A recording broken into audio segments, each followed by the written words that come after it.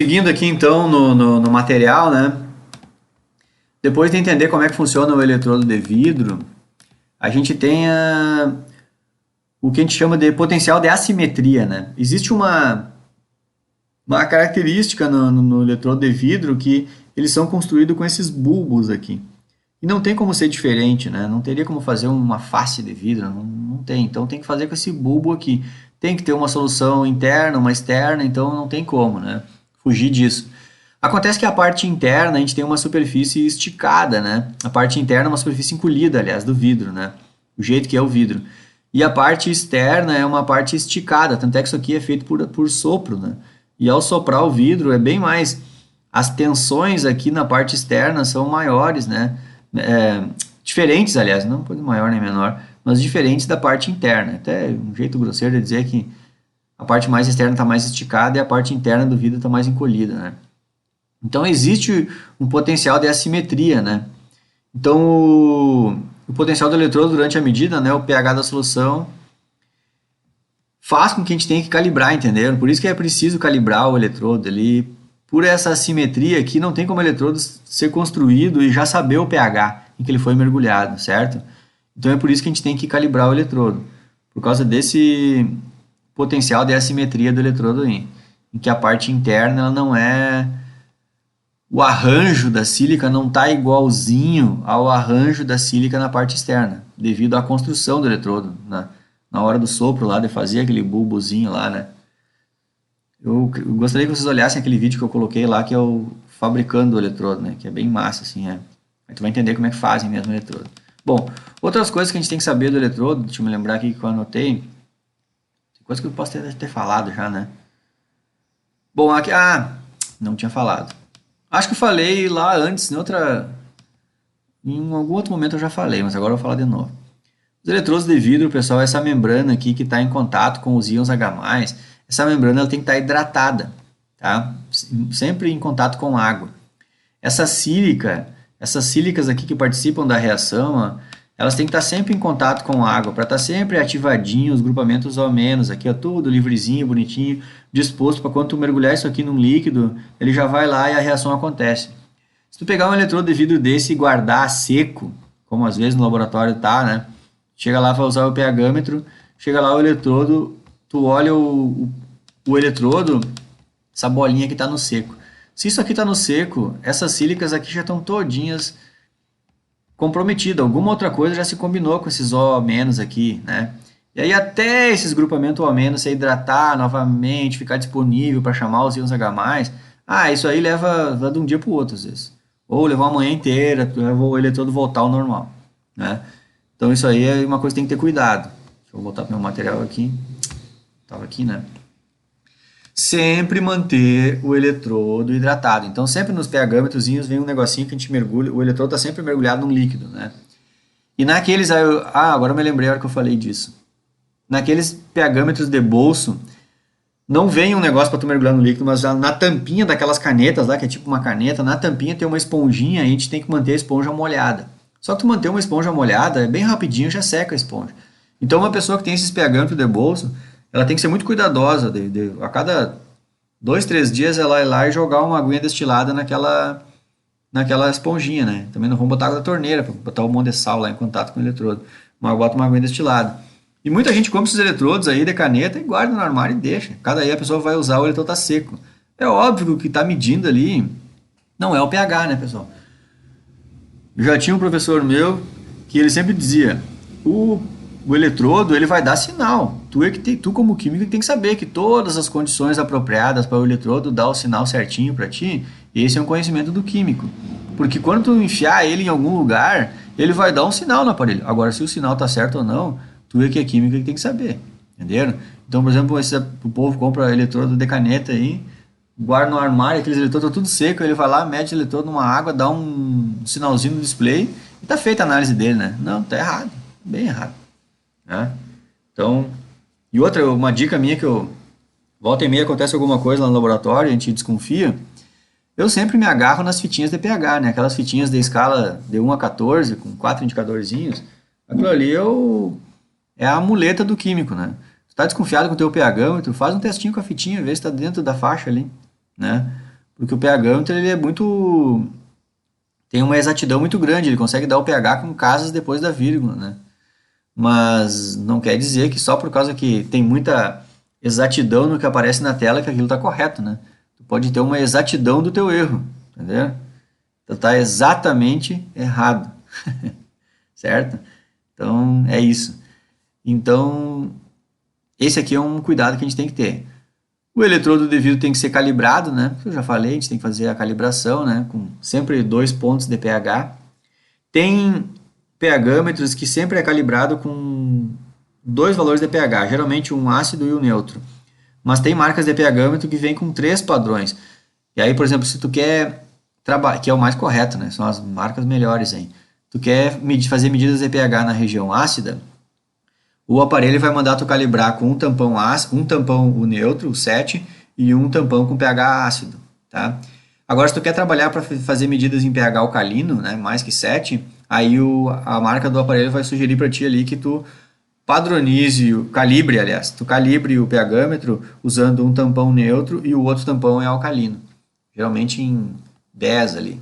Então, geralmente tem umas marcas, as mais completas, elas usam tampão 4 e 7 e 10, né?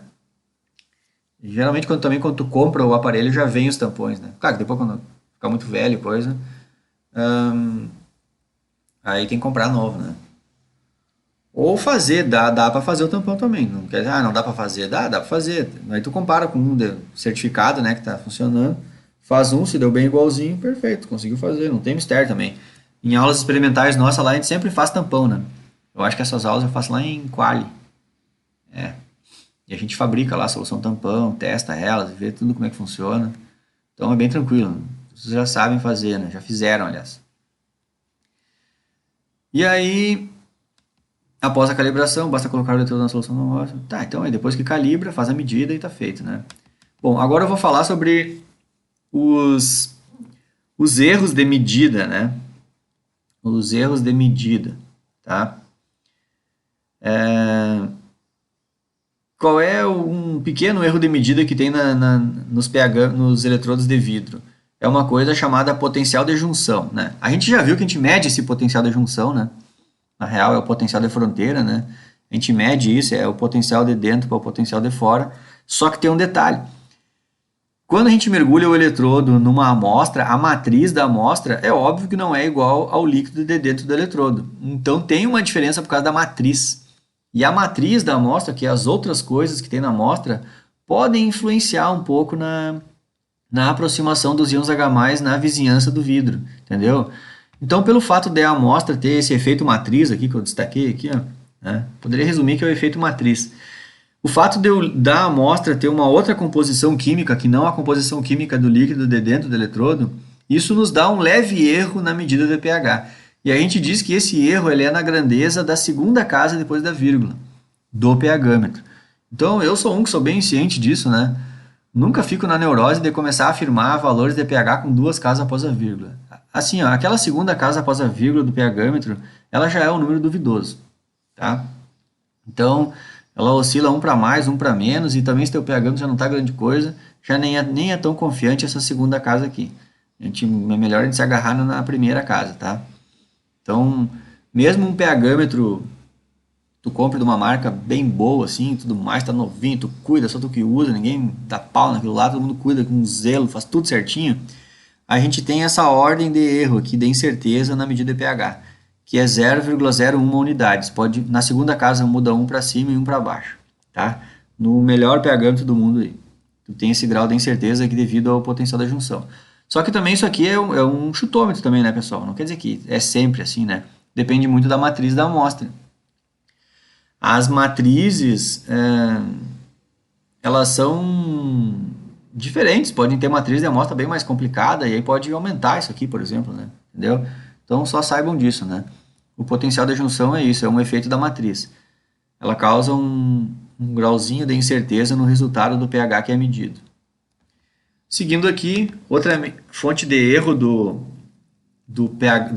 eletrodo de vidro é chamado erro alcalino. Aqui é interessante, eu acho que eu posso explicar o erro alcalino aqui. O que é o erro alcalino? Vou explicar por aqui o erro alcalino.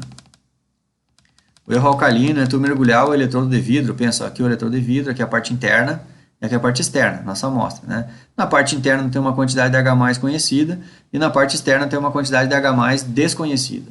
Vamos supor que tu mergulhou isso aqui numa solução bem alcalina. Se ela é bem alcalina, ela vai ter bem pouquinho íons H+. O que predomina lá é o quê? Os íons OH-. Então vai ter um montão de íons OH-. Acontece que nesses OH- aí, eles vão ter como contraíon algum cátion. Algum cátion é o contraíon desses OH-. É muito comum esse contraíon ser o sódio. O sódio. E acontece que esse vidro aqui ele já é feito de uma sílica com sódio, certo? E como a gente tem muito sódio na nossa amostra, porque a solução é extremamente alcalina, esses sódios vão acabar se aproximando dos oxigênios lá da sílica. E aí vai criar um potencial de junção pela aproximação de sódio e não de H+. Então aquela tua seletividade do vidro, que ele era muito seletivo aos H+, tu já jogou tanto sódio lá que tu acabou com a tua seletividade. Acontece que agora o vidro está medindo o potencial de junção de sódio, entendeu? Então isso é chamado erro alcalino. Ih, voltei lá no meio. Aqui, ó, isso é chamado erro alcalino. Tu mergulhou o eletrodo numa solução tão alcalina, tem tanto hidróxido lá e o contraíon dele é sódio, que o sódio começa a dar sinal na superfície do eletrodo. Então ele vai medir, o eletrodo vai medir sódio achando, o eletrodo, né, vai medir sódio achando que está medindo H+. Então ele vai começar a te informar um pH mais baixo do que o potencial real. Entendeu? Então isso é chamado erro alcalino. Aqui, eu vou dar a dica aqui, prática já, né? A gente só trabalha com pH-metros para medir pHs de soluções bem diluídas. É aquelas soluções ali, ó, entre pH 1 ao 14, né? Tu medindo pHs entre 1 e 14, nunca tu vai ter erro alcalino, podem esquecer, tá? E eu sempre digo, o pH-metro não é feito para tu usar em pH menos que 1, né? Até o 0 ali, tranquilo, mas né? Ali já dá para te abandonar o pH-metro. E mais que 14 também. O pH-metro não foi feito para isso. Ele foi feito para ser usado dentro da escala do pH 1 a 14. E eu também já discuti isso, né? Acho que em vídeos passados. Aí, mas existe pH negativo? Sim, claro que existe. Né? A escala bonitinha de pH é para soluções mais diluídas. E assim como existe um pH mais que 14 também, certo? E depois vem o erro ácido. O erro ácido já é o seguinte, ó. Eu posso explicar por lá também. Ó. O erro ácido, a gente colocou o eletrodo de vidro num local que tem tanto íon H+ no local que nem todos têm a possibilidade de se aproximar na vizinhança do vidro. Até porque se tem muito íons H+, a atividade deles está comprometida. E na real o eletrodo ele sempre mede a atividade, né, dos elementos. Os elementos têm que poder se aproximar da superfície do eletrodo e criar aquele potencial de junção. Então, se muitos dos analitos vão ter dificuldade de chegar até a vizinhança do eletrodo, porque são muitos analitos, né, uma concentração muito alta, então o eletrodo ele vai medir uma quantidade só que conseguiu chegar perto dele, e não toda que tinha lá. Então, pelo fato da concentração estar muito alta, ele vai acabar medindo menos íons H+ do que realmente tinha ali na solução. Então isso aí é chamado desse erro aqui, ó. Se existe o erro básico, né, o erro alcalino, existe o erro ácido. Tu mergulhou o eletrodo num local tão ácido que nem todos os íons H+ conseguiram chegar na vizinhança do eletrodo. Pessoal, deixa eu dizer uma coisa também assim, ó. Até na expressão da fala a gente diz nem todos os íons H+ chegam na vizinhança do eletrodo. É óbvio que não é todos os H+ do líquido que vão na vizinhança. Inclusive isso aí é uma outra coisa difícil de entender, né? Deixa eu voltar no vídeo que eu posso explicar para vocês. Ó. Sabe essa hora que tá os íons H+ se aproximando ali? Ó? Vou dar um pause no vídeo aqui. Ó. Isso aqui, esses íons H+ que estão vindo do líquido e se aproximando, aqui se eu fosse pensar, é uma vizinhança de líquido muito pertinho dos... Se isso aqui tem 10 nanômetros de grossura de vidro, essa realidade mostrada no vídeo, que essas moléculas fazendo isso, na real deve ser uma grossura, digamos assim, uma distância de líquido, mais ou menos nessa grandeza aí, uns 10 nanômetros, entenderam? Na real, esse fenômeno que o vídeo mostra pra gente não é todos os H+ do Becker. São só o que estão numa vizinhança muito curtinha perto do eletrodo, entenderam? Todo o resto dos H+ lá que estão no Becker, aquele montão lá, tudo segue do mesmo jeito. É só uma quantidade de líquido bem na grossura disso aqui. Se essa parte aqui a gente chutou que tem 10 nanômetros, eu arrisco dizer para vocês que todo esse fenômeno que está acontecendo aqui